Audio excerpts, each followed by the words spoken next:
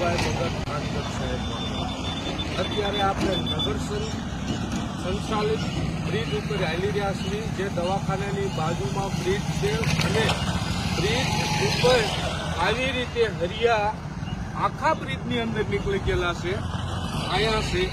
અહીંયા છે આગળ ઠેઠ સુધી હરિયા નીકળેલા છે. આમાં પણ હરિયા દેખાય છે અને આ હરિયા તો તૂટી હટી ગયેલા છે.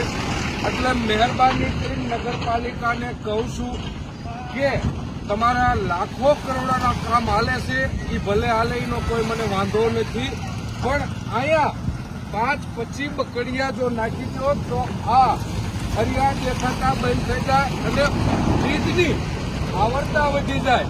એટલા માટે હું નગરપાલિકાને નિવેદન કરું છું અને રજૂઆત કરું છું કે આ હરિયા રહ્યા એ હરિયા ઉપર તમે તમારા માલની જરૂરિયાત હોય, તમારા વિકાસના કામ ઘણા હાલે છે, તમારે કોઈ જગ્યાએ રોડ રસ્તાના કામ હાલતા હોય ત્યાંથી 5-25 તગારા આખા બ્રિજમાં જોવે એવું છે. જો એ તમે નહીં કરી શકો તો આ ઓવરબ્રિજની આવરતા ઘટે એવું છે અને પરિસ્થિતિ આ બ્રિજ લગભગ નવો બનાવવામાં 40 થી 50 કરોડનું બજેટ જોવે એવું એવડો બ્રિજ છે.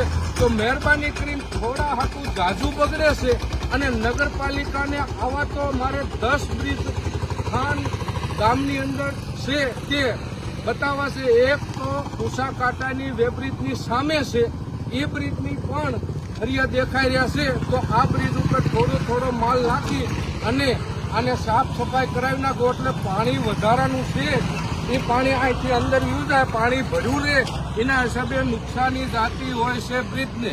એટલે મહેરબાની કરીને આ બ્રિજને થોડું ધ્યાન આપી અને વ્યવસ્થિત કરાવો એવી મારી માંગણી અને ગ્રામજનોની લાગણી છે. જો લાગણીને તમે ભાજપના આગેવાનો સન્માન આપી અને આ બ્રિજને જલ્દી ને જલ્દી રિપેર કરાવો એવી મારી માંગણી છે. જય હિન્દ, જય ભારત.